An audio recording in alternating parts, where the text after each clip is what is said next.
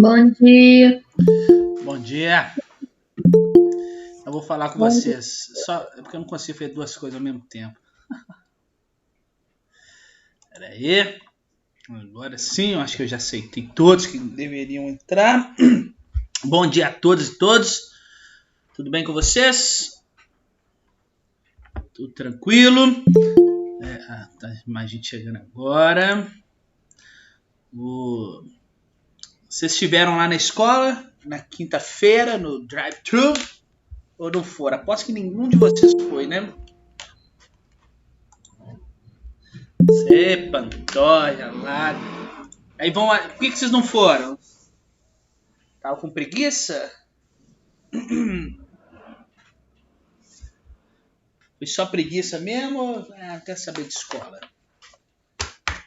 Bom dia, Giovana.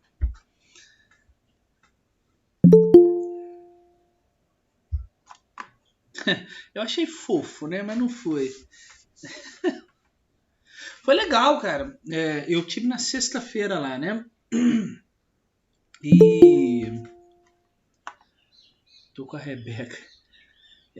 Tive na sexta-feira lá e. Mas porque o meu eles marcaram com. Tipo assim, do quarto ao sétimo ano, né? E foi até legal, cara. Eu gostei, assim, deu pra rever os meninos. Os menores, assim, são mais empolgados, né? Eles fizeram uma festa lá. Foi até bacana, sabe? Eu gostei muito. Deu pra rever os colegas, obviamente, alguns colegas, né? Tava lá a Joyce, acho que não é professora de vocês. E também a Lorena, que também não é professora de vocês, né? E tinha uma professora da tarde lá que eu também não conheço, sabe? E aí fizemos uma festa lá, eu atrapalhei todas as fotos da escola.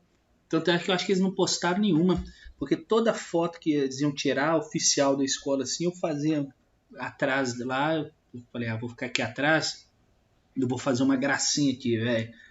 Eu vou fazer uma careta, fazer uma pose ridícula lá atrás, sabe?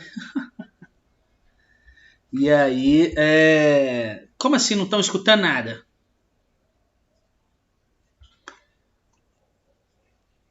Todo mundo tá assim? Vocês estão me escutando, né? Ah, bom. E aí eu acho que tanto é que a escola não publicou nenhuma foto, véio, do dia que eu tava.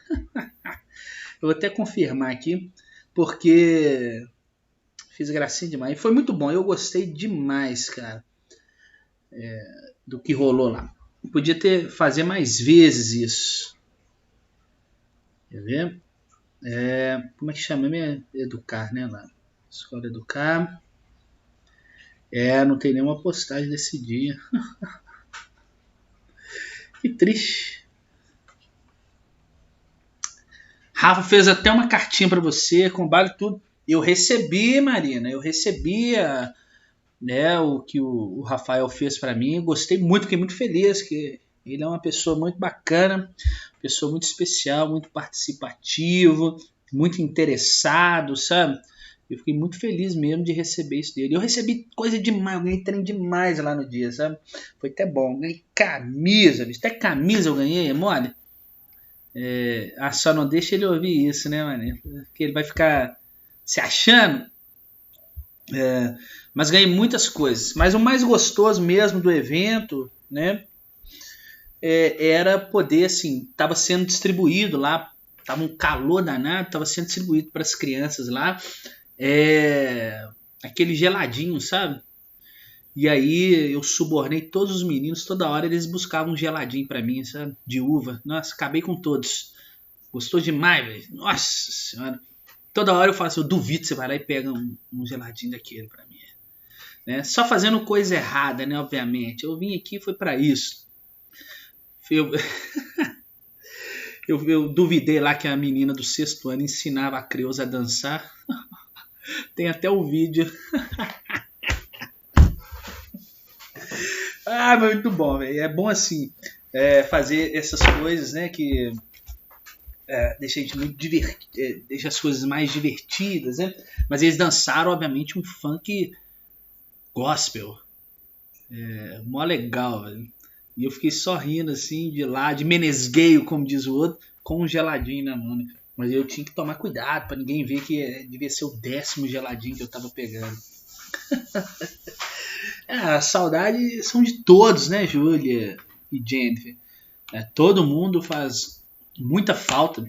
Até os chatos fazem falta, né? Impressionante quando a gente fica muito tempo afastado assim. Depende do tipo de chatice. Não vem falando que todo mundo faz falta, depende. Não, como eu gosto. Nossa, mas eu tô com saudade até do povo chato lá da escola, nem que fosse pra arrumar briga, nem que fosse pra De vez ficar em quando eu ligo pra Marcela, só pra escutar ela falando comigo assim, não é assim, Jennifer, não é assim.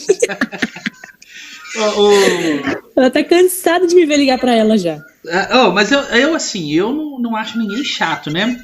Então, eu fico com saudade de todos, assim, sabe? E impressionante que cada um tem a sua particularidade, assim, né? Dentro da escola, por exemplo, você acha que eu não fico com saudade, né, de você ter que levar bala pra mim nas salas de aula? Ou, impressionantemente, toda aula minha, professor, você ter você que não encher sabe. 500 garrafinhas de água, né? Você lembra disso? Que ódio. Lembro, Cara. claro que eu lembro. Professor, você não sabe. Sabe aquela bala que você tanto gosta? Sei. Eu recebi ela e eu já comi ela inteira. Eu recebi 5 pacotes, comi ela inteira. Tomara que te dê dor de barriga pra você estar fazendo figa aqui em mim. Que isso, Luciano? Eu sou desse. O seu desejo é um mal mesmo. Se eu não estou partilhando das coisas, tô brincando, tá, Dani? Você poderia ter, né, guardado um pouco pra mim. Ano que vem minha irmã vai trazer mais pra mim, eu peço ela pra trazer pra você. Ano que vem?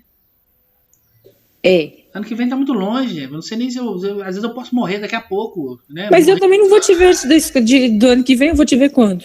Vai sim, ó, daqui uns dias eu vou decretar falando o fim nisso, da pandemia. Aqui, lembrei aqui, ó. A gente recebeu um e-mail de um festival. É obrigatório participar daquilo ali? Que eu não tô sabendo.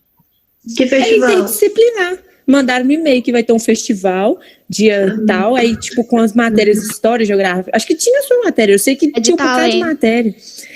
De talento. É obrigatório participar daquilo ali? Ó, Jennifer, eu vou fazer a mesma pergunta, se é obrigatório eu participar, porque eu não tô nem sabendo o que é.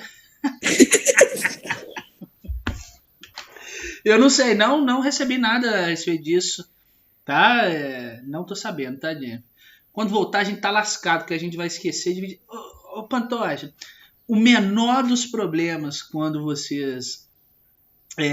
quando voltarem, é isso, garrafinha, porque... É por isso que eu acho que eles estão segurando um pouco a questão do retorno às aulas, porque é impossível você controlar, né, os mais jovens, principalmente por conta do tempo que estão afastados um do outro. Tem jeito de controlar, não vai ser todo mundo abraçando. Professor, igual, eles falaram assim que ia ter horário.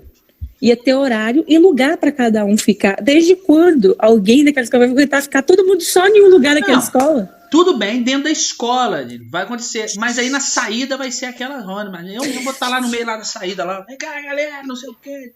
Véi, a gente conhece a nossa sala, o povo divide garrafinha, o povo divide pirulito, o povo divide comida.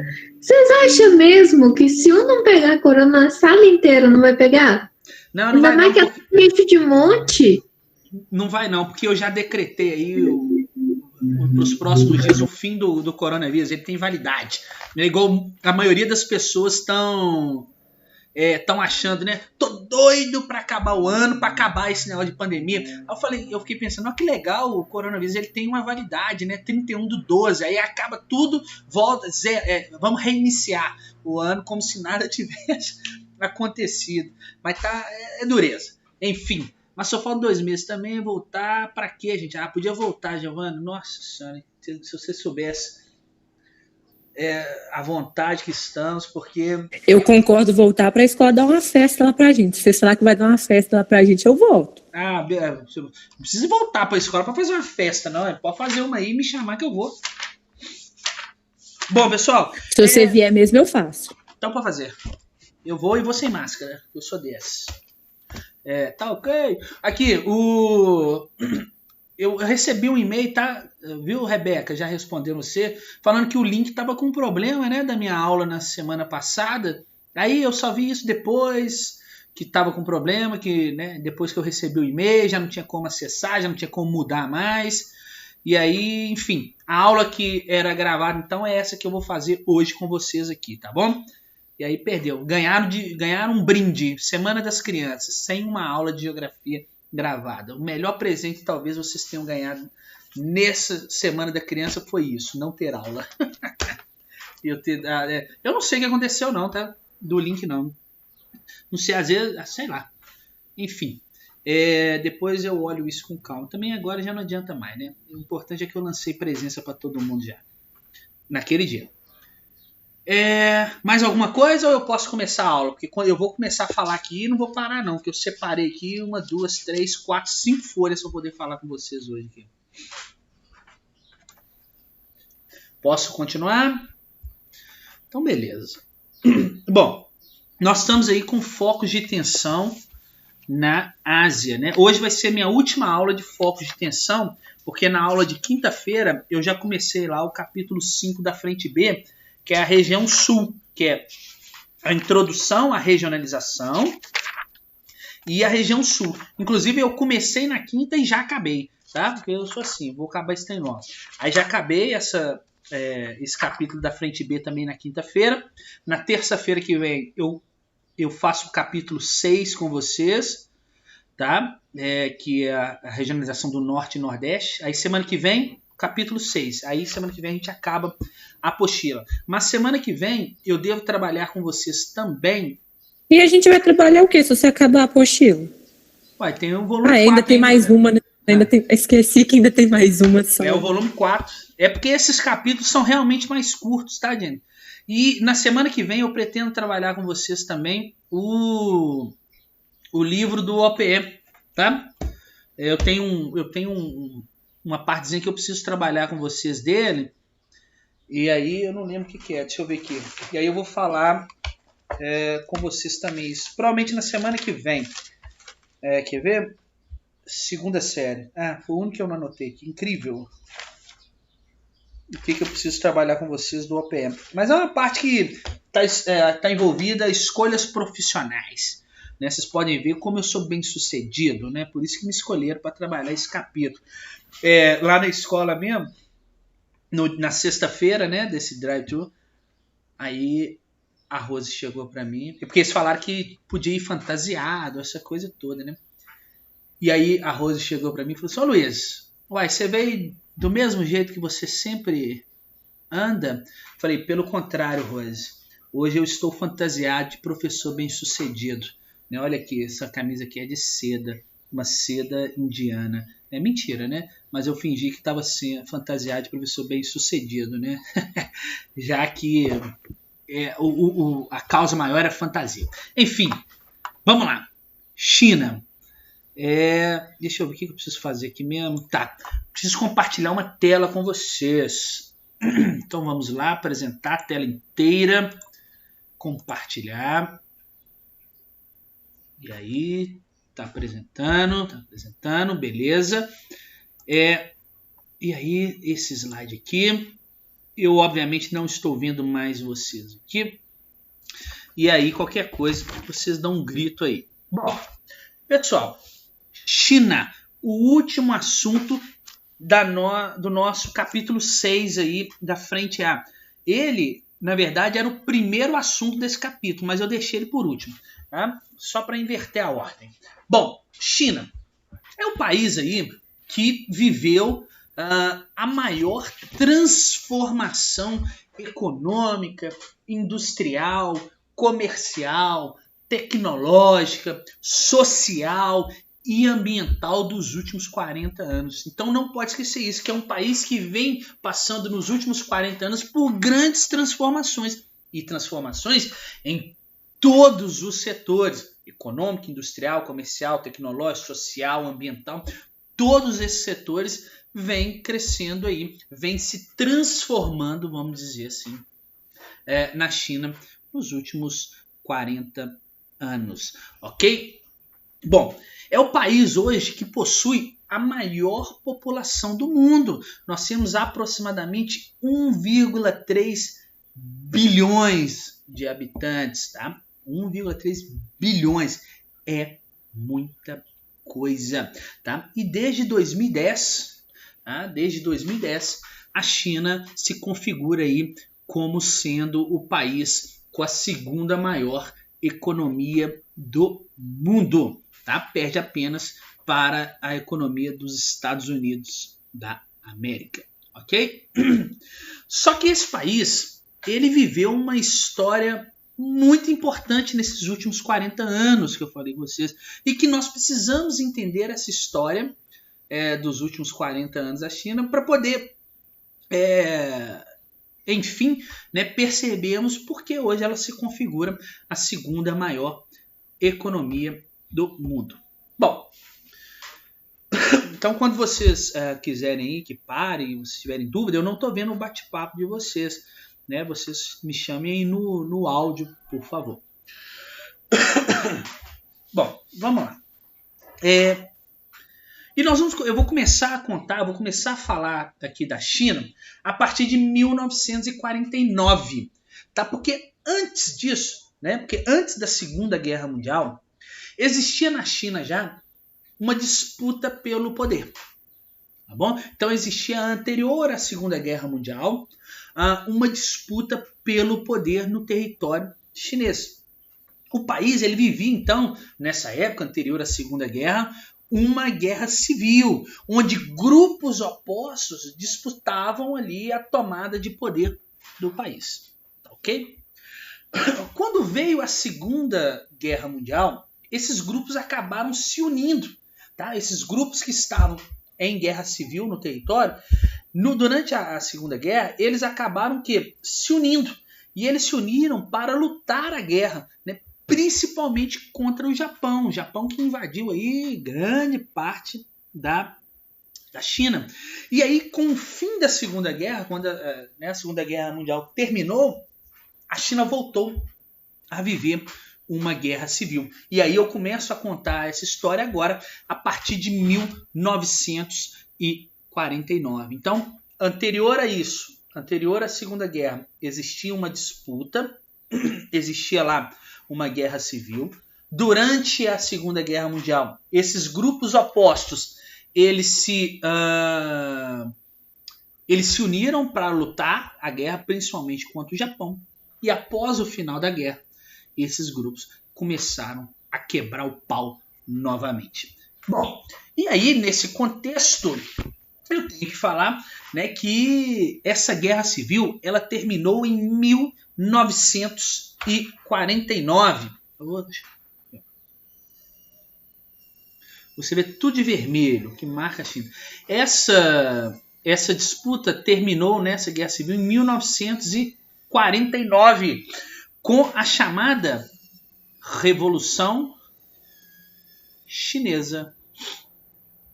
A Revolução Chinesa, que derrubou do poder esse cara aqui, ó. Esse cara aqui chama Chiang. Perceberam a minha pronúncia que é ótima em chinês? Chiang Kai-shek.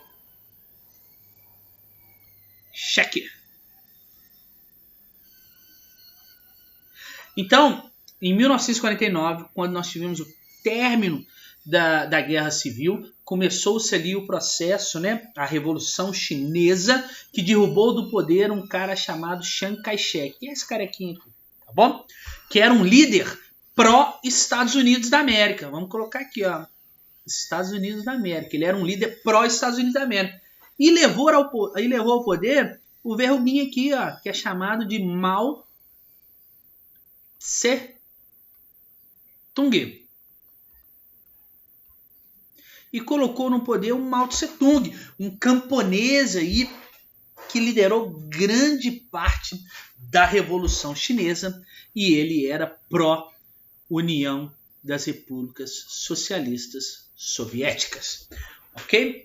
E é importante nós lembrarmos aqui e pensarmos, pessoal, que a Revolução Chinesa ela foi um pouco diferente da Revolução Russa, tá?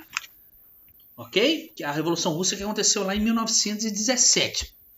Vamos lembrar que nessa Revolução Chinesa, ela foi uma revolução socialista, ok? Igual à Revolução Russa. Ela foi uma revolução nacionalista, igual à Revolução Russa. Mas a Revolução Chinesa, ela teve como base, ela teve, né, foi de base, melhor dizendo, camponesa. Já a Revolução Russa também foi uma revolução socialista, igual eu falei com vocês, foi uma revolução nacionalista, mas foi de base urbana operária, ou seja, a Revolução Russa ela veio das cidades, tá? Diferente da Revolução Chinesa, que veio sobretudo do campo, foi de base camponesa, ok? Então, beleza. E daí, professor?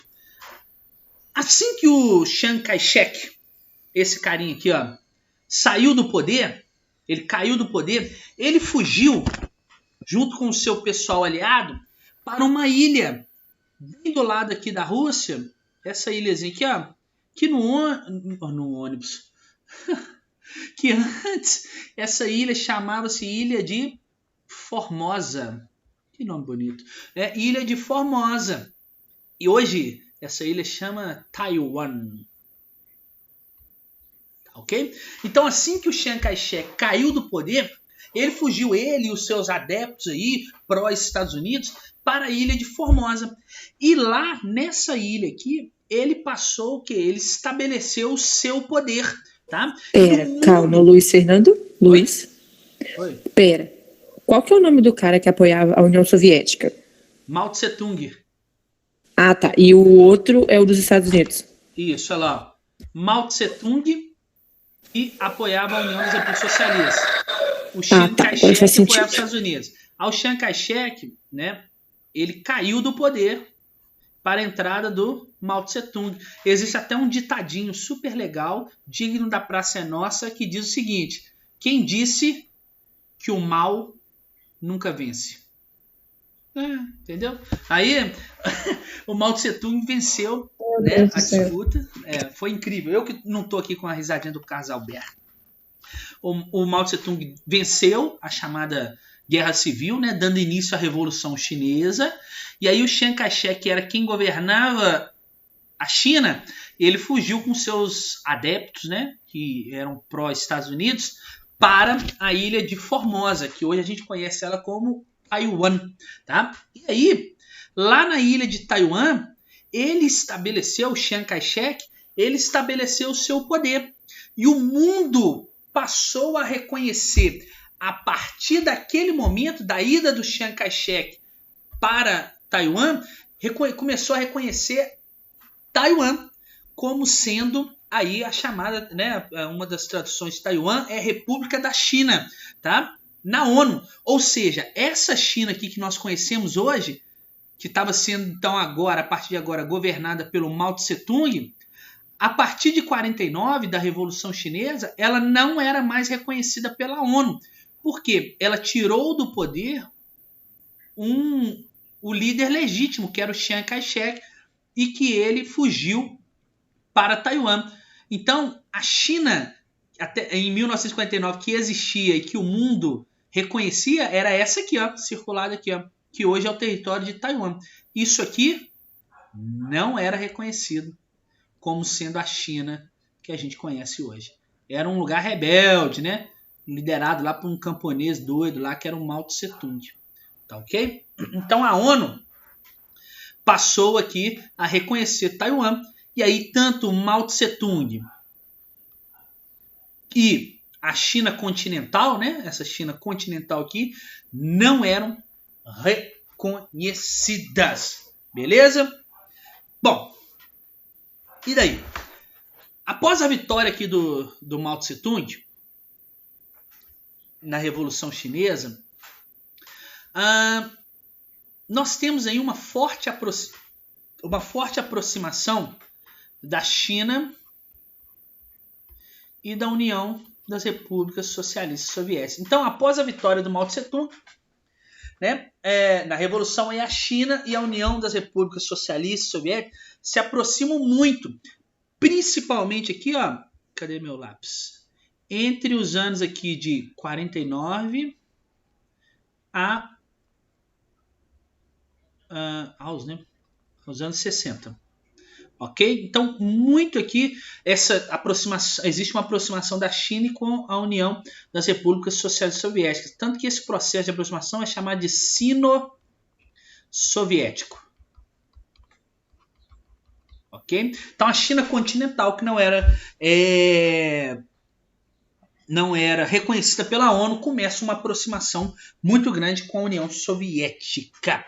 E essa aproximação, claro, ocorreu mais pelo viés ideológico.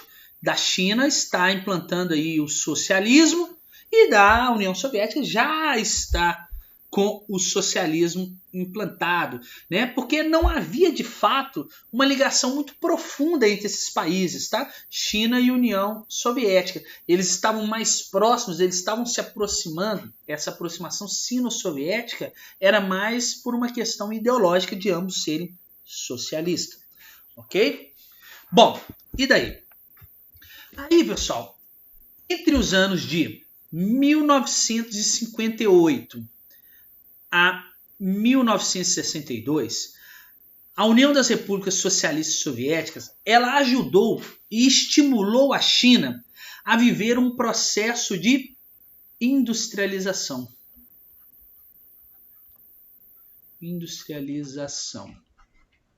Então, a União Soviética ajudou a China a viver um processo de industrialização. E esse processo de industrialização chinesa, ele era conhecido, incrível o nome, né? Grande Salto para Frente. Eu acho incrível esse pessoal que não tem originalidade nenhuma. Grande Salto para Frente. O que foi essa ajuda na industrialização que a União Soviética proporcionou à China? O que eles pretendiam com isto?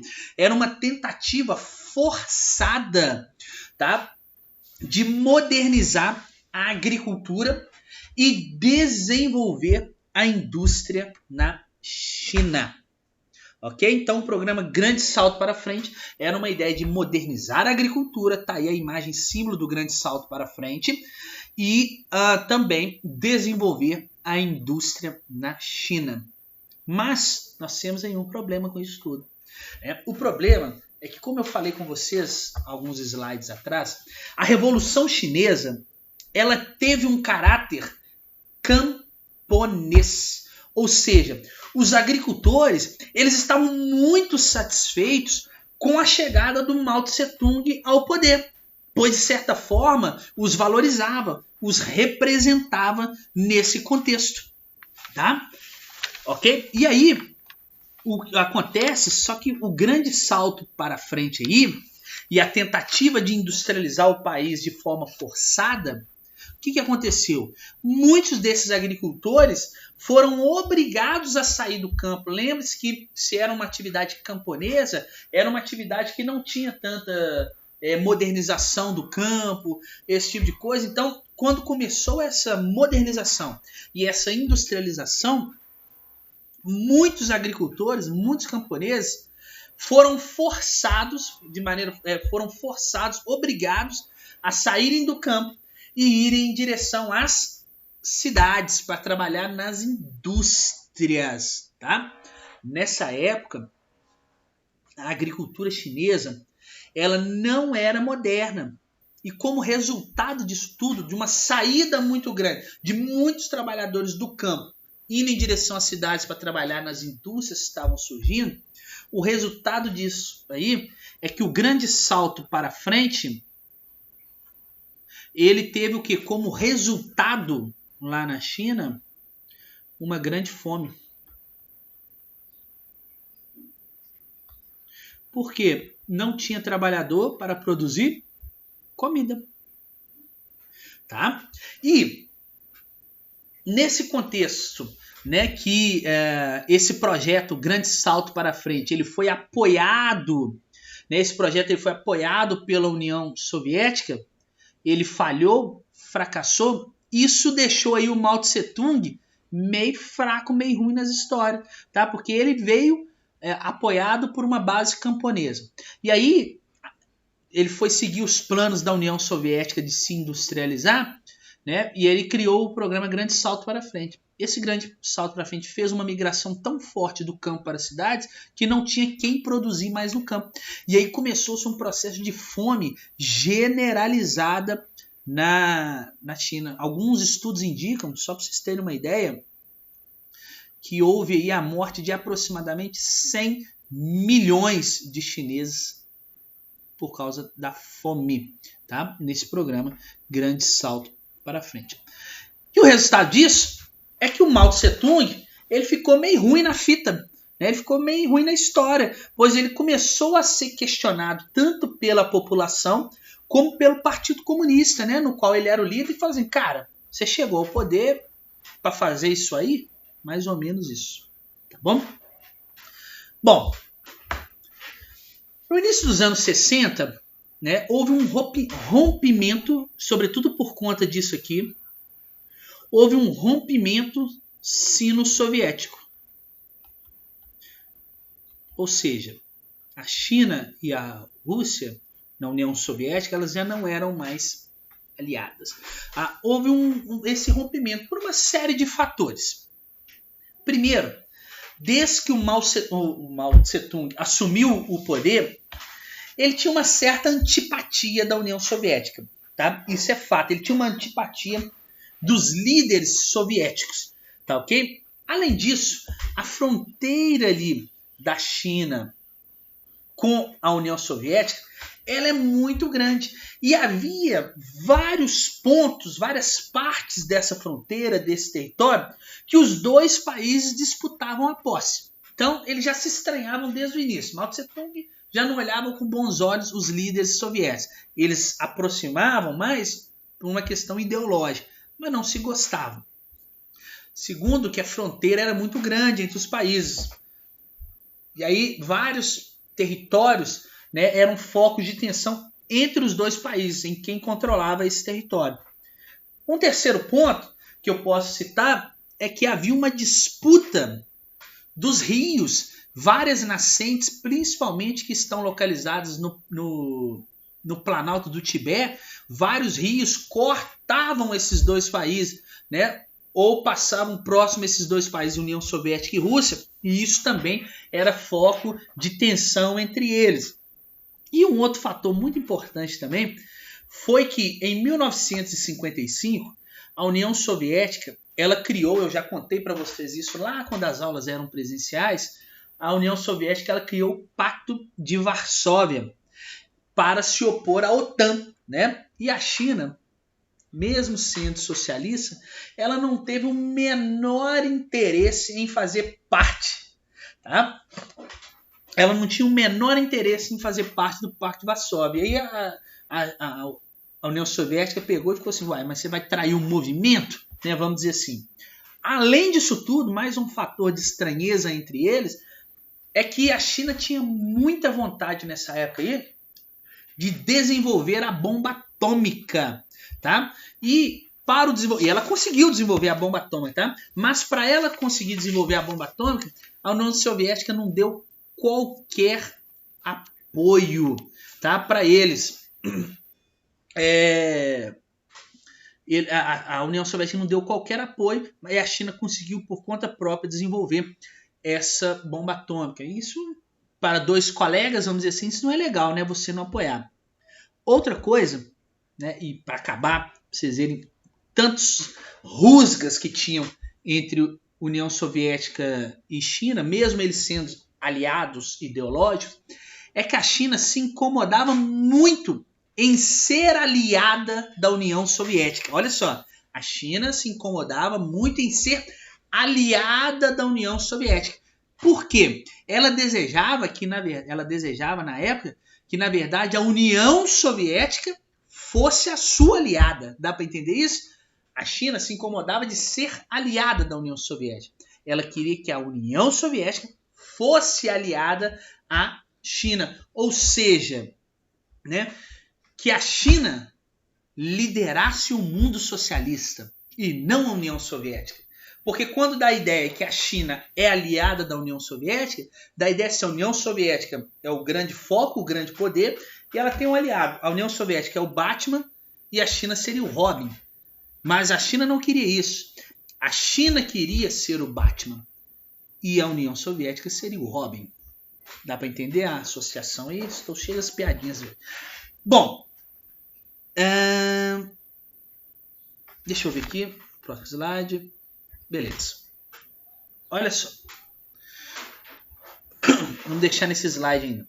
Como o Mao Tse Tung, aliás, alguma dúvida aí enquanto isso, pessoal? Tá tudo tranquilo? Quem tá com o microfone aí, se alguém mandar alguma coisa no chat, vocês me avisam. Tá tudo certo aí? Sim. Tô tranquilo. Beleza. Então vamos lá, deixa esse slide aqui mesmo. Como o Mao Tse Tung vivia um grande questionamento por causa do fracasso lá do grande salto para frente, ele pensou em uma forma de retomar o poder, de retomar a força do poder em suas mãos. Ou seja, ele, a partir disso, ele pensou em se tornar, né, um líder, de reforçar o seu papel de líder popular. Tá? Ele falou assim, eu preciso me tornar mais popular com a população, porque ela, né, já estava me questionando, porque eu fui inventar de fazer um negócio lá da União Soviética. Então, ele pensou uma forma de retomar a força do poder em suas mãos, ou seja, né, se tornando mais popular diante da população e reforçar a sua postura. Cadê meu chinelo? Ué. Ah, tá aqui. E reforçar aí a sua postura de líder dentro do Partido Comunista. Então ele pensou uma forma disso, tá? E foi assim que em 1966 o Mao Tse Tung lançou na China a chamada Revolução Cultural. O que foi isso? Né? E é importante nós pensarmos que de cultural não teve nada, tá? Não teve nada. Foi uma revolução, pessoal, essa de 66, Revolução Cultural, uma revolução que basicamente fez com que Mao Tse Tung se tornasse um líder mais forte. Foi um endurecimento do regime maoísta, né? O regime de Mao Tse Tung. Olha só, foi um período, essa Revolução Cultural, foi um período que a China viveu um culto a Mao Tse Tung. Tá? Os caras cultuavam ele começou a colocar a imagem dele e colocar ele como sendo o grande líder da nação. Ele era visto na época como o grande timoneiro, né? Aquele que estava à frente, levando, atirando a China daquela escuridão. Ok? Aquele que deveria conduzir a China para o futuro. Tá? Então, começou-se um culto, a Revolução Cultural, que não tinha nada de cultural, na verdade era um culto à imagem de Mao Tse Tung. Tá? Assim, e por conta disso, né, vivia-se nessa época uma grande repressão da população, porque as pessoas tinham que aceitar o poder de Mao Tse Tung de qualquer forma. Professores, intelectuais, artistas, políticos eram perseguidos, né, por aí questionar ou por falar mal da figura de Mao Tse Tung, o grande timoneiro. A base da Revolução Cultural veio de um livro que o Mao Tse Tung escreveu, onde existiam as ideias dele, que é muito conhecido, existe hoje até para venda aí, se você quiser na internet, né, ou nas livrarias, é chamado de Livro Vermelho. O Livro Vermelho, o famoso Livro Vermelho, onde existiam as ideias aí de Mao Tse Tung. Detalhe do Livro Vermelho, era leitura obrigatória de todo chinês que soubesse ler. Todo chinês que soubesse ler, ele era obrigado a ler as ideias de Mao Tse Tung no Livro Vermelho. Inclusive, ele era obrigado a levar o Livro Vermelho para onde ele fosse. Todos os momentos que ele estivesse ocioso, né, essa pessoa, ele teria que estar lendo o Livro Vermelho, inclusive em áreas públicas. Tá bom? Bom, legal. Bom, legal nada, né? Legal só para aula aqui, porque para os chineses não foi nada legal isso. Essa revolução cultural, ela durou aí até 1970. 1976. 10 anos, tá? Ano aqui que o Mao Tse Tung morreu, ó. Morreu. Quando ele morreu em 76, acabou essa revolução cultural, né? Porque, de certa forma, ele já havia implantado aí, vamos dizer assim, esse culto à sua figura, tá bom? E o detalhe interessante sobre essa revolução cultural, que durou 10 anos aí, cadê meu lápis? De 66 a 76, na aula está acabando, é que durante essa revolução cultural, o Nixon, o presidente aqui dos Estados Unidos, o presidente norte-americano, vendo que a China era um país isolado, que estava rompido com a União Soviética, lembra aí que nós estamos vivendo a Guerra Fria, que ele havia rompido relações com a União Soviética e que passava por uma série de dificuldades, mas percebendo ali que existia um grande potencial naquele país, um grande território, com uma grande população, com grandes recursos naturais, o Nixon propôs ao Mao Tse-tung uma aproximação. E, portanto, os dois países, essa China continental, que não era reconhecida pelo mundo, governado pelo Mao Tse-tung, e o Nixon, né, o presidente Nixon, que é o presidente da maior nação do mundo, dos Estados Unidos, eles passaram, a partir daquele momento, por uma aproximação. Então, a partir dos anos 70, houve uma aproximação agora sino-americana. Ok?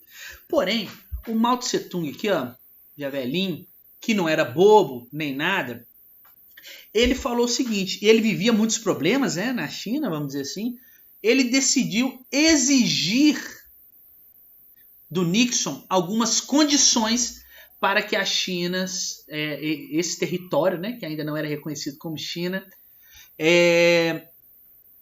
fizesse parceria com os Estados Unidos.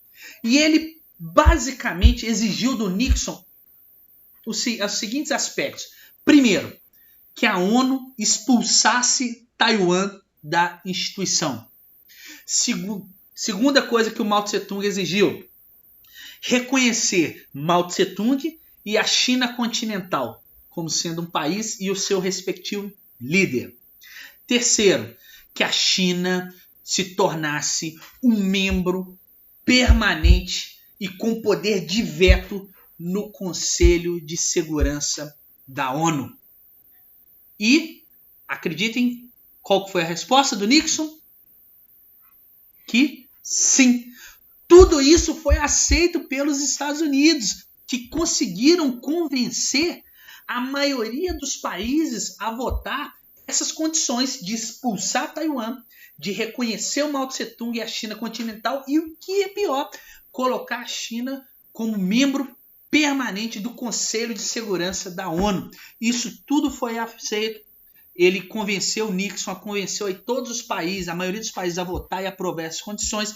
E a partir então de 1971, a China, até hoje, a China continental, como a gente conhece, ela é reconhecida como o legítimo representante do povo chinês na ONU. Olha aí os jornais da época. Brasil concorda com o acesso da China à ONU.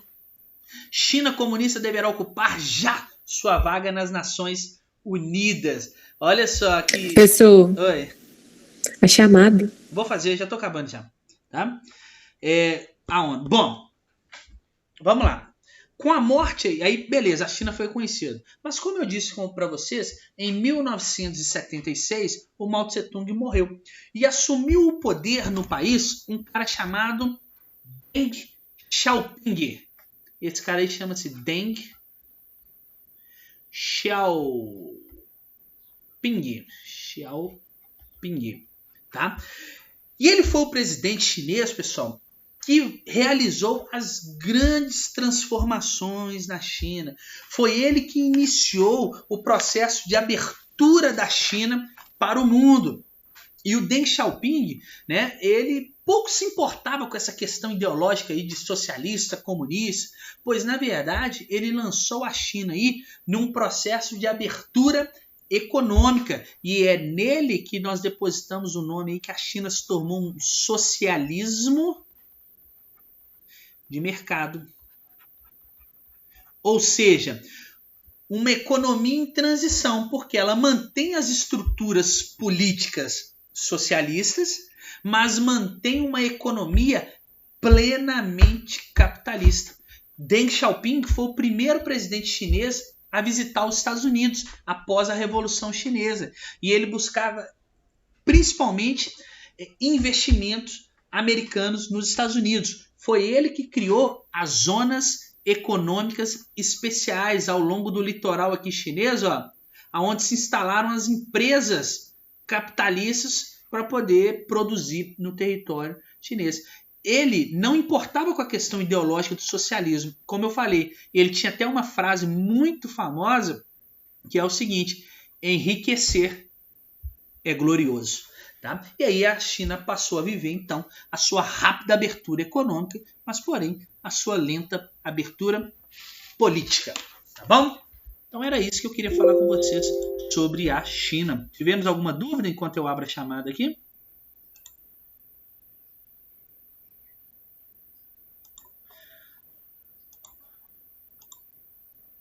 Alguma dúvida, pessoal? Não? Tá tranquilo? Não. Não pergunta nada. Tô abrindo a chamadinha de vocês aqui. Credo, já deu 10h40. Nossa, aula voou. Rapidão, tá? Eu faço chamada. E aí vocês têm aula agora, né? Por isso. Eu também. Abrindo. 20/10. 20/10. Vamos lá. Aí vocês vão me dizendo aí, tá? Porque eu não tô vendo a tela de vocês. Ana Carolina. Presente. Ana Laura. Presente. Ana Letícia. Se responder no chat, vocês me avisam. Ana Luísa. Mandou no chat. Diego. Eduardo Áurea. Diego mandou no chat também. Tá. Presente. Eduardo Medeiros. Mandou no chat. Emily. Esther. Mandou no chat. Esther. Gabriel Augusto. Presente. Giovana.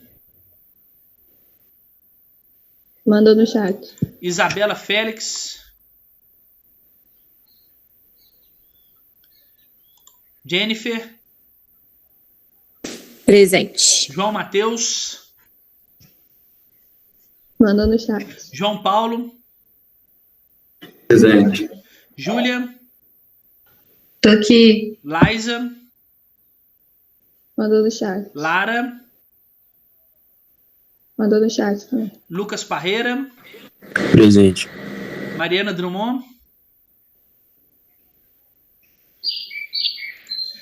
Mariana Quintino. Mandou no chat. Marina. Presente. Demorou. Rebeca. Presente. Tiago. Presente. Vinícius. E Yasmin. Mandou no chat. Demorou. Então é isso, pessoal. Muito obrigado aí pela participação, pela paciência em assistir a aula. Nos encontramos, então, na semana que vem. Tchau para vocês, viu? Valeu, pessoal. Muito obrigado. Tchauzinho. Fui.